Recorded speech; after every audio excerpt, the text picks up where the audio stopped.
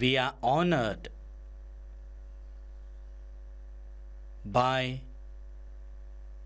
the martyrdom of Saint Lawrence because he is a model of selfless love.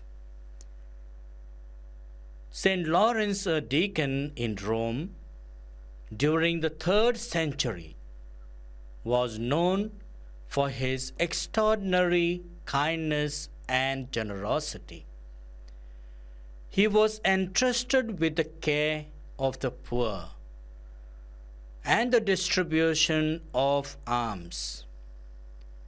When Emperor Valerian ordered the execution of all Christian clergy, Lawrence was arrested and martyred. In the 2nd Corinthians